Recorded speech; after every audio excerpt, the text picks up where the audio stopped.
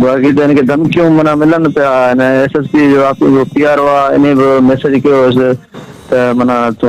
हिसाब ना तनकीद करे तो न करूँ वो मैसेज करते हैं बेन मना सियासी वो से जो इलाही इख्तिलाफ आने जो बनाने साहब ये लिखना नहीं हिसाब ना उनके तव्हां पाण सर उनखे कीअं ॾिठो त कहिड़ी तबियत जो मालिक हुयो असां सां मिलियो गड़ी यासीन में हाँ बिल्कुल बिल्कुल ग्रेट माण्हू असां 24 कलाक गॾु हूंदो आहे मूंसां 24 कलाक तव्हां सां गॾु हूंदो हुयो जी जी बिल्कुल गॾु हूंदो अच्छा त पोइ ज़ाहिर हक़ सच लिखंदो रहियो आहे त हिनखे का ख़बर हुई का धमकी तव्हां सां का ॻाल्हि कई हुई त मूंखे धमकियूं मिलनि थियूं या छा हाँ वो मैसेज दिखारे मुझे ना जो SP जो PR हुआ ना बिलाल लेगारी जी जी उन्हें जो मैसेज आया वो मुझे दिखा रहे हैं बिलाल लिखो आता है मना ता इतना न लिखो इतना ता लिखो ता दायरे मिला अच्छा बिलाल लगारी जो SSP जो PR हुयो जी जी उन्होंने मैसेज कयो हो जो हाँ मैसेज कयो मैसेज दिखा रहे थे वो मैसेज मोड उसके साथ में तो बाय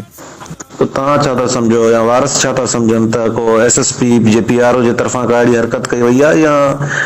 का सियासी माण्हुनि जे तरफ़ां आहे सर सियासी माण्हुनि जे तरफ़ां ई माना SSP माना हिनखे प्रेशराइज़ करे थो ऐं हिनखे दबाव में करे थो माना तव्हां न लिखो अच्छा मेन पॉइंट जी माना सियासी माना हिनखे वॾो ज़ोर आहे शहीद ख़ासि करे साले पट जा वॾो इख़्तिलाफ़ जा असांजे ख़िलाफ़ छो था लिखो वॾो तव्हांजे लाइ माना वॾो मूंखे मैसेज ॾींदो माना अहिड़ा माण्हू त सिंध में हुजनि जेके माना कंहिंखां नथा टिजनि ऐं पंहिंजो माना हक़ सच आवाज़ उथारनि था चाहे हुनखे केतिरो तकलीफ़ मिलनि अच्छा पाण बि त इलाही बहादुर माण्हू हुयो न अॼु बिल्कुलु सर बिल्कुलु बहादुर माण्हू हुयो हाणे हुनजा वारस छा था चवनि त कहिड़े क़िस्म जी कार्रवाई कराईंदा को मुतालबो कंदा कातिलनि जी गिरफ़्तारी जे लाइ या हू दबाव अची विया आहिनि या ख़ौफ़ में आहिनि न सर दबाव में न आहिनि हुननि जो इहो ई आहे त असां तो माना नॉमिनेट माण्हू कुझु करे त पोइ माना FIR वग़ैरह कटाए हुननि अञा FIR न कटाई आहे पुलिस में त कुझु नामालूम हिसाब सां न कटिजो कुझु माना ॼाण थिए त पोइ असां नॉमिनेट करे कुझु माण्हू उन ते FIR कटियूं तव्हां हुनजे दोस्त जी हैसियत सां तव्हांखे इहे ख़दशा आहिनि त मुमकिन आहे त पुलिस जे तरफ़ां इहा हरकत कई वई हुजे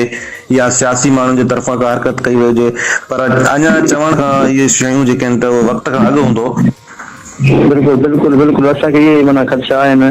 त हिकु सियासी लेवल जे हिसाब सां हिनखे पुलिस जो वॾो दबाव आहे हिकु जेकर अॻु में बि हिनखे माना पुलिस खणी वियो माना कंहिं कूड़े बहाने केस में हिनखे लाकअप कयो जेल वाले मोकिलियो हुनखां बाद हिन ज़मानत करायो सर मैं हिते वार ठाहियां पियो वार ठही विया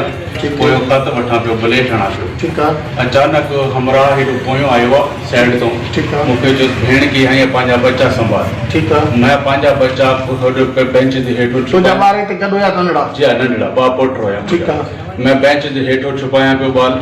ठीकु आहे पोइ अची ते हिकिड़ो फेर हणियोसि ॿियो फेर हणियोसि पर शक्ल कुझु नज़र न आयो सिर्फ़ु फेर असांखे ख़बर पई अच्छा तव्हां सुञाणो कोन न बाबा कपड़ा कहिड़ा पातल ख़बर न आहे बाबा बुट लॻल सर बुट लॻल खुलियल हो सर बुट लॻल हुयो ख़बर न पई मूंखे छो जो सिर्फ़ु मैं ठाका सुणियुमि पंहिंजा पुट को लुकायां पियो बचड़े को लुकाया पियो नंढड़ा वेठा ठीकु आहे